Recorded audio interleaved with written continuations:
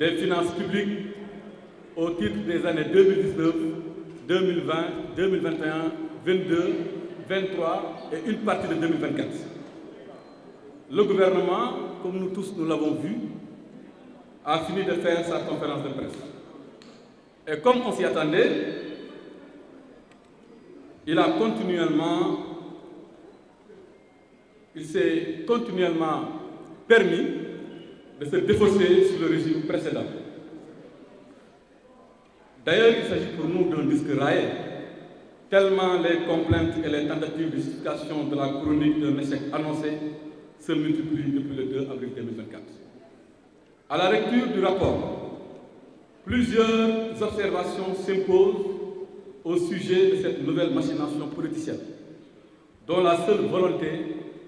est simplement la négation du Sénégal. Après avoir promis l'insurrection dans l'opposition, provoqué la mort de dizaines de jeunes et s'appelle les fondements de l'unité nationale, Ousmane Sonko pose un nouvel acte dans son agenda de destruction de ce beau pays, le Sénégal. Dans l'entreprise de vassalisation des institutions, il était enfin venu le tour de la Cour des comptes, qui a reçu un rapport et à qui on a exigé naturellement un quitus de validation. À travers cette nouvelle cabane, le gouvernement avoue qu'il va échouer, mais qu'il va faire porter la responsabilité de son échec à d'autres. Il appelle ainsi les Sénégalais à n'attendre aucun changement positif pendant que les membres du régime au sommet de l'État continuent à vivre aux frais de la princesse. Ousmane Sonko est un partisan de la fuite en avant. C'est pourquoi d'ailleurs vous ne l'avez pas vu lors de la conférence de presse, qui est assez curieux, lui qui aime si bien les micros. Mais il a toujours trouvé des prétextes fallacieux pour ne jamais faire face à ses responsabilités. Les promesses de rupture et de transformation systématique, pour ne pas dire systémique, ayant fondu comme neige au soleil, lui et son président délégué cherchent par la manipulation à se défausser sur les fonctionnaires de l'État. Des fonctionnaires républicains et patriotes qui servent et qui ont toujours servi notre pays avec compétence et dévouement. L'administration que Ousmane Sonko a toujours méprisée en la traitant de système est la vraie cible de cette grossière machination, alors que les fonctionnaires qui n'ont aucune coloration politique sont exclusivement dévoués au service de l'État. Ce rapport de la Cour des comptes, dont la méthodologie est certes un contenu pris par leur caractère douteux et bancal, n'est en fin de compte que la revendication de l'attentat contre le Sénégal et les Sénégalais perpétré par Ousmane Sonko comme toujours. L'APR s'inscrit totalement en faux contre les accusations grossières d'un enfant gâté qui pense que l'exercice de l'État relève de l'accusation permanente, du bavardage sans fin et de l'incompétence érigée en vertu. Si la position dans l'opposition impose la responsabilité de faire face à ce régime, la dignité de républicain exhorte à ne jamais contribuer de quelque manière que ce soit, au discrédit des institutions et à la destruction de la réputation du Sénégal. Il est seulement regrettable que certains fonctionnaires de l'État, en particulier d'une prestigieuse institution, aient cédé à l'injonction faite par le Premier ministre de trahir le pays pour satisfaire son ego et justifier son inaction et son échec. Vous trouverez dans ces lignes qui vont suivre quelques commentaires sur les points saillants du document de la Cour des comptes, en vue de montrer à l'opinion nationale et internationale l'étendue de la supercherie et le caractère enfantin de ce régime qui, après s'être opposé dans le mensonge, veut gouverner dans le mensonge, la manipulation et la fuite en avant. Pour ce qui est du rapport, ils ont évoqué le respect du principe du contradictoire. Curieusement, principe rappelé d'ailleurs par le ministère de la Justice, par le ministre de la Justice. Il faut rappeler que le rapport produit par les services de l'IGF et la certification n'ont pas respecté le principe du contradictoire conformément à la loi organique 2012-23 du 27 décembre 2012 sur la Cour des comptes. On le dit. Ils n'ont pas du tout respecté le principe du contradictoire. D'autant plus qu'aucun ministre des Finances n'a été soumis à cet exercice, ce qui aurait pourtant permis d'apporter des éléments de réponse à cette interpellation. Donc on vous informe que le ministre des Finances, Abdoulaye Daouda Diallo, qui pendant 42 mois a été ministre durant l'époque sous revue, n'a jamais vu ni le rapport de l'IGF, encore moins le pré-rapport de la Cour des comptes. Donc aucun respect du principe du contradictoire. Pour ce qui est du mandat de la Cour, il faudrait que les Sénégalais sachent que conformément à l'ordonnance 32-2024 CC CABFG en date du 30 septembre 2024, la composition de la mission a été fixée, mais celle-ci, curieusement, a été modifiée quelques jours plus tard par une nouvelle ordonnance. C'est-à-dire que la Cour a pris une ordonnance pour fixer les composantes de la mission. Et curieusement, quelques jours après, elle s'est empressée à modifier la composition de cette mission. Pourquoi cette modification? Quelqu'un a-t-il été remplacé? La composition des membres de la mission a-t-elle été modifiée? Et si oui, pour quelle raison? La Cour a le devoir, au regard de l'impératif de transparence, de donner les motivations de cette révision. Ce détail-là est assez important, parce qu'il faut se rappeler que nous sommes dans un pays où un médecin peut se permettre de dire que quelqu'un qui est aujourd'hui à la plus haute station de ce pays lui a une fois dit que voilà, il arrive des gendarmes qui sont avec nous. Dans la mesure où ils ont modifié la composition de la mission, il faudrait que nous sachions est-ce qu'ils ont mis ou omis des magistrats qui sont pour ou contre eux. C'est une question fondamentale, une question de transparence qu'on pose et ils ont l'obligation de nous répondre par rapport à cette question. Sur l'absence de mention de détournement ou de sanction, mais nous demandons à tous les Sénégalais de revoir les recommandations de la Cour. Aucunement dans les recommandations de la Cour, il n'est fait mention de cas de détournement, d'ouverture d'informations judiciaires, de traduction devant la Chambre de discipline financière ou même de remboursement. Aucun. Et nous défions tout un chacun de nous dire si une seule fois dans les recommandations, on a vu une fois discipline, information judiciaire, ministère de la Justice, etc. Maintenant, il importe de comprendre et de savoir par quelle alchimie l'actuel ministre de la Justice est arrivé, lui, à définir des catégories d'infractions et des personnes qui devront répondre devant des juridictions compétentes, en l'occurrence la Cour de justice et le parquet financier. Par quelle alchimie? Où est-ce qu'il l'a trouvé? Qu'ils nous le disent. Aucunement dans le rapport. Je le dis encore et je le répète, il n'a fait mention de détournement ou bien de cas de remboursement ou même d'ouverture d'informations judiciaires. Et il est important aussi de rappeler aux Sénégalais que la Cour des comptes avait déjà certifié les rapports précédents. Pour rappel, la Cour des comptes, toute chambre réunie, avait validé les comptes de l'État à travers la certification des lois et règlements. Aujourd'hui, seule la Chambre des affaires budgétaires et financières, curieusement, remet en cause le travail conjoint de toutes les autres chambres. Rappelons qu'en matière de révision des comptes, la loi de règlement constitue le principal outil de contrôle du Parlement sur l'exécution des lois de finances initiales et rectificatives adoptées par l'Assemblée nationale. Et on dit ici, devant le peuple sénégalais, que toutes les lois de règlement, des années 2019 à 2021 ont été votées par le Parlement, mais après la certification de la Cour des comptes, donnant quitus au gouvernement, tandis que les lois de règlement de 2022 et 2023 ont été déjà, elles aussi, certifiées par la Cour des comptes et transmises au Parlement par les soins de l'État du Sénégal. Sur un autre point que vous pouvez voir à la page 22, où on parle de dette extérieure, Vous savez, depuis qu'on a commencé à parler de cette affaire-là, il a été beaucoup question d'une partie importante de la dette extérieure qui normalement devrait faire partie des chiffres qui ont été cachés ou falsifiés. Mais aujourd'hui, l'analyse de la dette extérieure contenue dans le rapport ne nous apporte pas d'éléments nouveaux, d'autant plus que ce dernier rapport sur la dette réalisée par la Cour des comptes, dernier rapport qui a d'ailleurs mystérieusement disparu dans la barre de téléchargement du site de la Cour des comptes. Il faut que les Sénégalais le sachent. Depuis hier à midi pile, midi 0 minute, juste après la publication du rapport de la Cour des comptes, la Cour des comptes refuse aux Sénégalais d'avoir accès à l'ensemble des documents qu'elle avait préalablement certifiés pour le Code de du Sénégal. C'est assez curieux. Il faut qu'on le dise.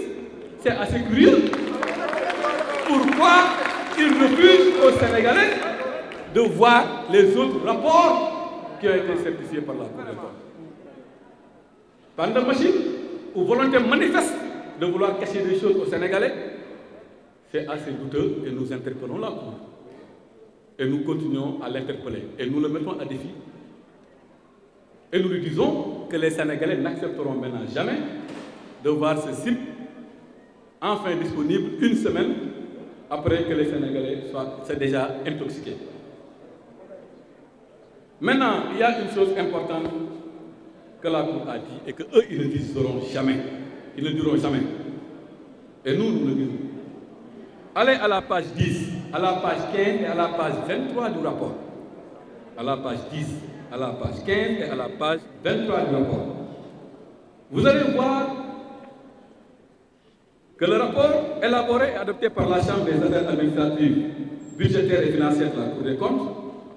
n'a émis aucune réserve majeure, aucune réserve concernant aussi bien les recettes de l'État, les dépenses du budget général et enfin les comptes spéciaux du Trésor. Maintenant, ci olof, Cour des comptes nee na toutes les recettes retracées par l'État et fournies, et dont les chiffres ont été fournis par notre gouvernement, aucun souci, aucun problème, conforme à la réalité. Pour les dépenses, conforme à la réalité. Pour les comptes spéciaux du Trésor, conforme à la réalité. Je rappelle que le budget, c'est 4 éléments. Le budget, c'est les recettes, c'est les dépenses, c'est les comptes spéciaux du Trésor et enfin la dette, le déficit. La Cour des comptes dit, ce n'est pas moi qui l'ai dit, c'est la Cour qui le dit. Elle dit à la page 10, 15, 23, aucun problème sur les recettes, aucun problème sur les dépenses et enfin aucun problème sur les comptes spéciaux du Trésor. Maintenant, nous avons vu quelques petites incohérences dans la comparaison des chiffres relatifs au pré-projet. Parce que si la Cour nous a dit qu'il n'y avait pas de problème sur les recettes, qu'il n'y avait pas de problème sur les dépenses, qu'il n'y avait pas de problème sur les comptes spéciaux du Trésor, parce que la Cour a comparé ces éléments-là avec le projet de loi de règlement, conformément à la méthodologie donc du rapport. Et je demande aux Sénégalais de lire la première page, la méthodologie du rapport, pour voir où est-ce que la Cour des comptes tire ses chiffres. Et avec quoi la Cour des comptes compare les chiffres de l'État. Aucunement dans cette méthodologie, il n'a été fait mention de la loi de finances initiale qui n'est qu'une loi de prévision. Mais curieusement, la Cour s'est permis de comparer les pré-projets avec non pas les chiffres qui sont contenus dans les lois de règlement, mais il s'est permis de comparer les projets et les pré-programmes avec les prévisions de la loi de finances initiale, oubliant même qu'entre 2019 et 2024, il y a eu plusieurs fois des lois de finances rectificatives. Ça, c'est assez curieux, et nous le disons, et nous demandons aux Sénégalais d'aller à la page 21 pour comprendre cette situation. Et pour l'intégration du financement intérieur privé dans le calcul de la dette publique. Parce que là aussi, c'est important de préciser une chose.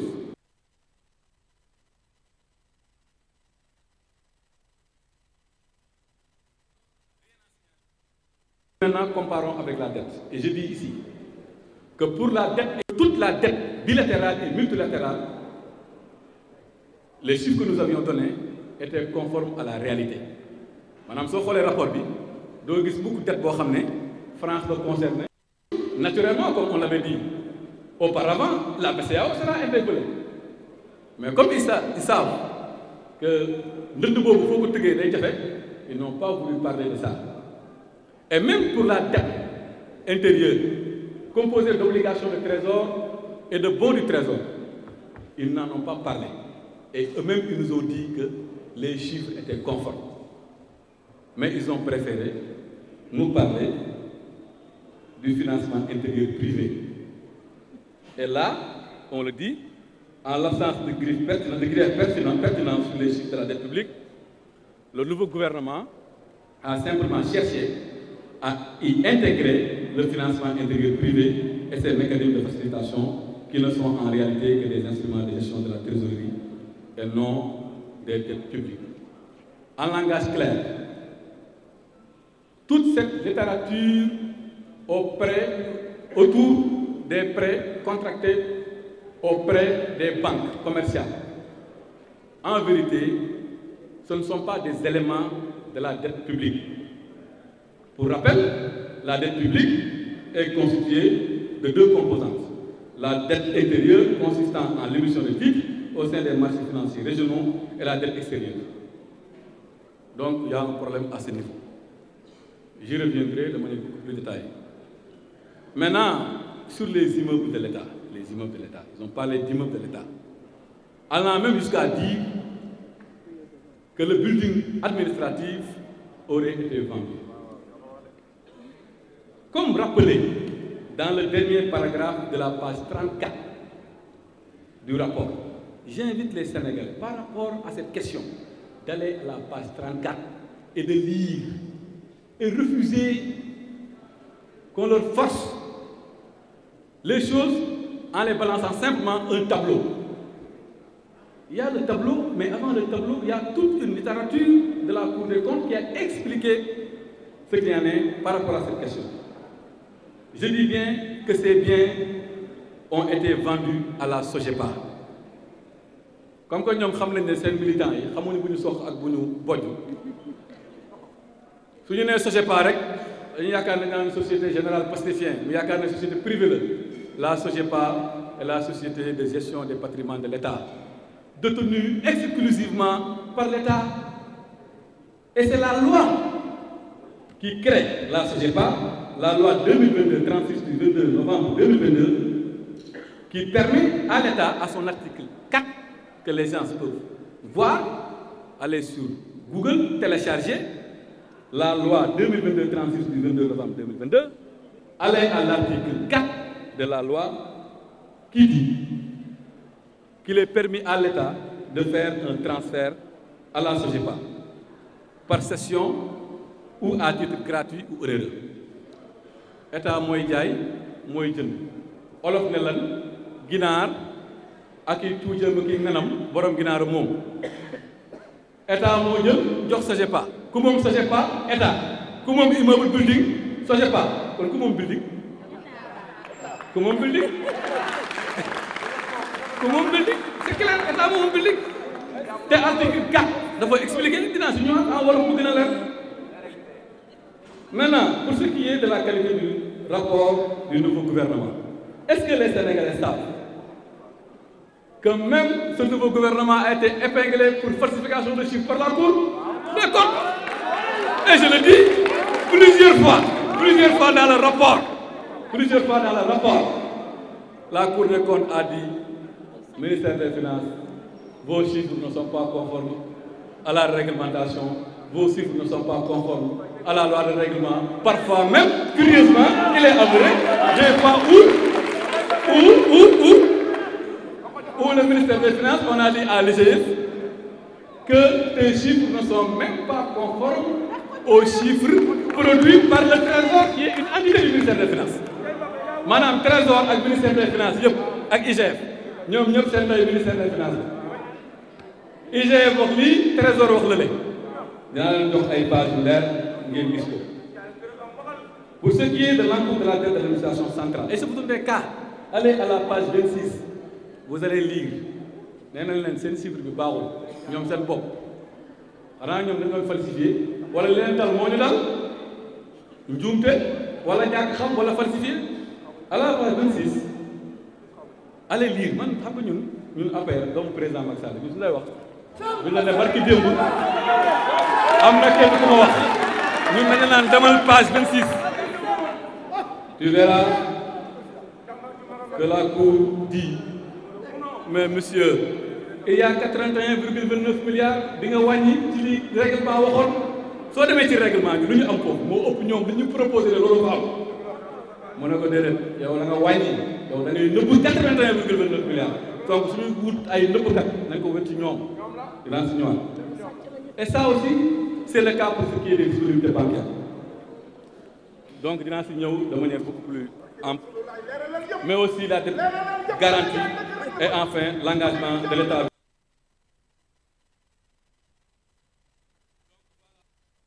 Je vais dire en français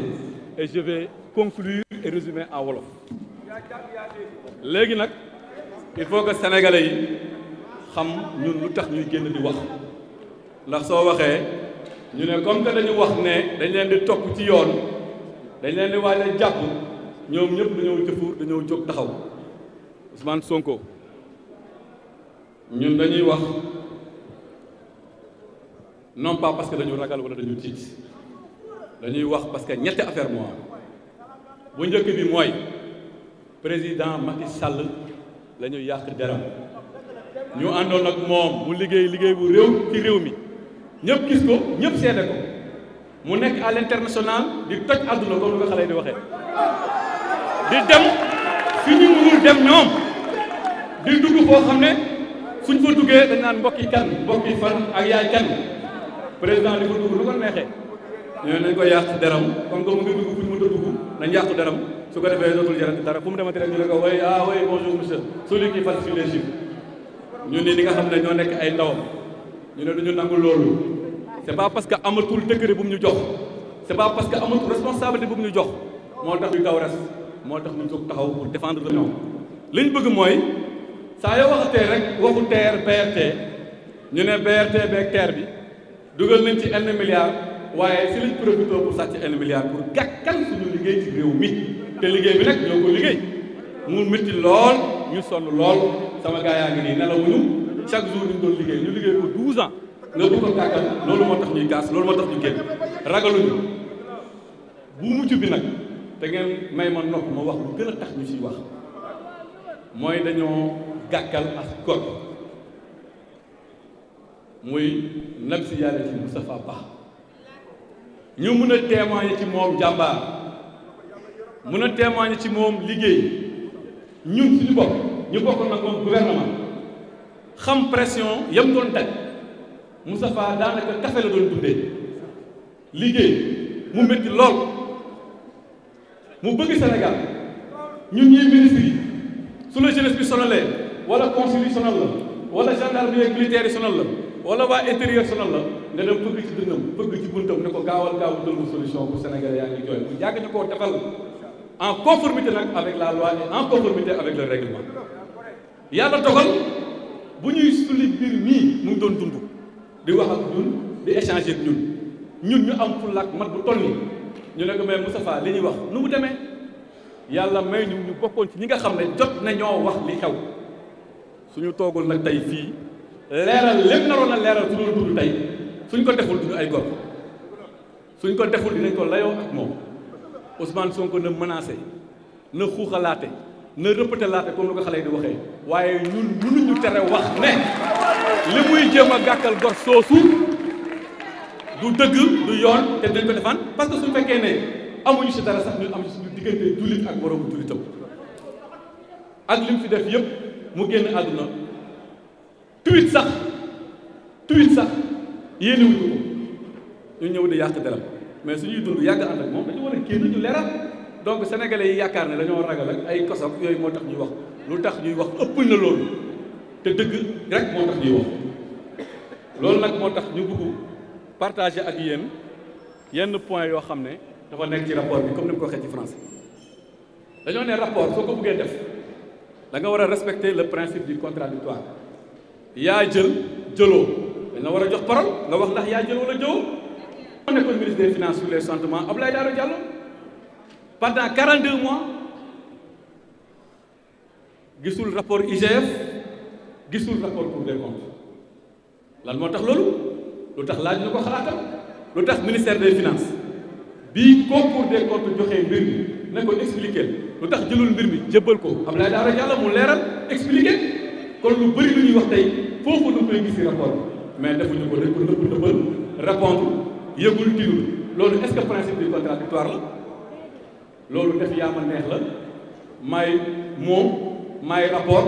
maay épinglé maay recommandé maay def lu ma neex loolu quand même respecté wul principe du contradictoire épinglé nañ ko wala war nañu ubbi information judiciaire contre moom amul fenn foo ko gis ci rapport bi ku ko gis rek na ma ne page bii la curieusement nag suñu gisee ministre de la justice mu génn sànq ne waaw dinañu ubbi dinañu woote dinañu condamné dinañu tëj ma koy laaj loolu ban partie lañ ko wax ci rapport bi ak fan lañ ko bind ci rapport bi ndax rapport bi lépp lu mu wax corriger renforcer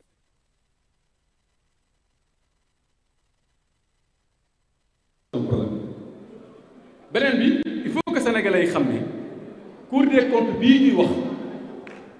yàgg naa certifier ay compte yii ñu ko laaj ne ko xool ko ba mu ciy wax di ko léeba ko lippi sénégalais yëpp nañ xam ne Cour des comptes certifié woon na ko daaw ak daaw jéeg ak 2019 ak 2020 waaye sénégalais yi nañu xam dafa am lu xew Cour des comptes depuis démb ci midi seen site internet kenn mënu ci am accès lépp a disparaître loolu c'est assez curieux lan moo ko waral njuuj njaaj la wala lan la lan moo tax nga jékki-jékki rek publier à 11h39 wala 11h59 minuit pile nga tëj site bi ne kenn du gisati mbir yu rapport yeneen lan la ñuy ragal suñu amee fit nañu publier yeneen rapport yi suñu gëmee li ñuy def nañu publier yeneen rapport yi su fekkee dañuy woote jubanti li gën a yomb mooy nañ publier yeneen rapport yi su fekkee ne surtout Cour des comptes dafa am problème mais surtout gouvernement bi amul problème nañ ko dugal ci gouvernement bi ñu gis ko mais njuuj njaaj la ñu nekk di def beneen bi mooy il faut que ñëpp xam à la page 7 du rapport Cour des comptes dafa jël ordonnance maanaam dogal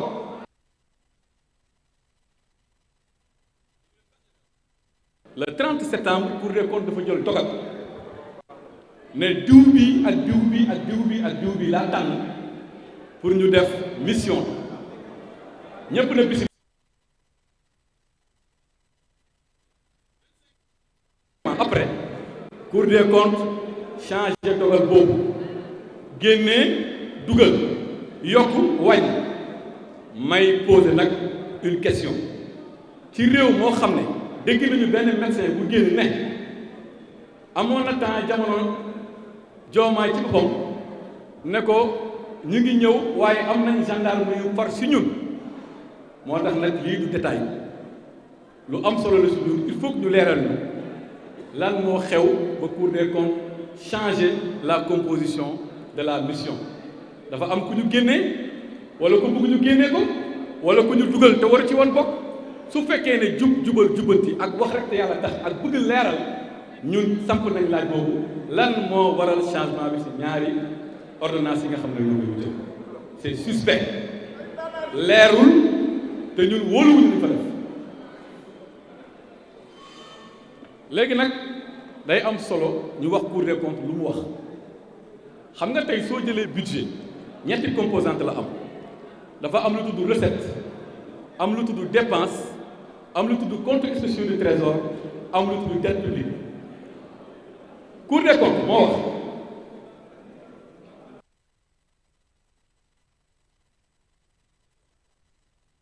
wax naa ko sànq ku fa dem da ngay gis phrase bu ñu def ñu ne Cour des comptes nee na recette yi ko gouvernement bi jox c'est conforme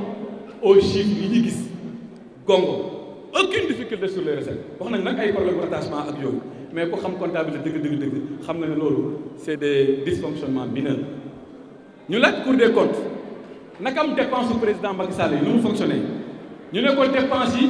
gongo ñoom ñoo ko wax ñun waxuñu ko aucune difficulté sur les dépenses ñu ne ko mbaa compte spéciaux du trésor yi lépp jàmm par rapport ak chiffres yi mu ne benn falsification de chiffre amu fa lépp gongo lépp naaj lépp jàmm ñu ne ko nag det yi nag mu ne waaw foofu nag laay jéemal dugal ay affaire yu ci bokk pour det yi nag dañuy leeral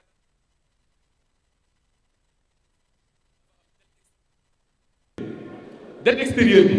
dafa am dette multilatérale ak dette bilatérale amul benn yoon ci rapport Cour des comptes bu ñuy incriminer la dette multilatérale maanaam dañoo leb banque mondiale falsifié ko dañoo leb FMI falsifié ko dañoo leb banque de France falsifié ko loolu waxuñu ko de yooyu yëpp nee nañ gongo maanaam dañoo ne këccët leen ci France këccët leen ci États-Unis këccët leen ci Canada ndax nag ñoom soo leen ci boole beneen coow lay andi.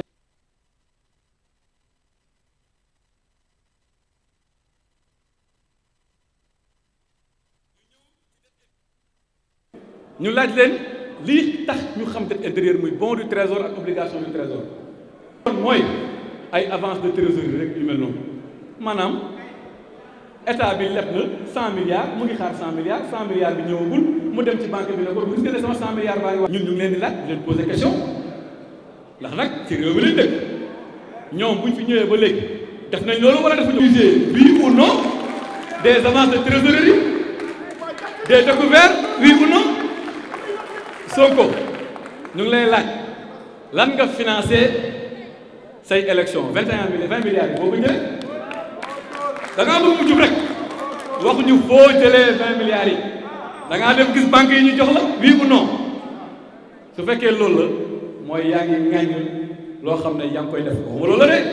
yéen ñu war a leeral ñun sénégalais pour ñu xam te nag leerul de ndax barki déew la suñu député yii posé leen question orale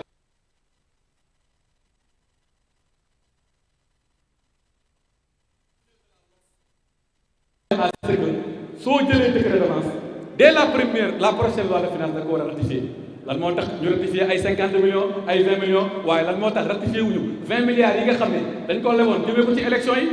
lan moo tax xamuñu lu xew de yéen lañu bëgg ngeen leeral ñu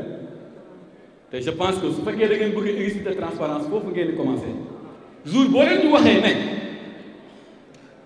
loolu aussi c'est une question fondamentale boo xam ne bëgg nañ ko wax yéen maa ngi bëgg a guddee mais je pense que c'est important ñu préciser les points benn par benn beneen bi may wax ci li nga xam ne nag moo lëmbe réew mi wax naa ko sànq ci français xaw si ñambaas tuuti ci olof démb ba léegi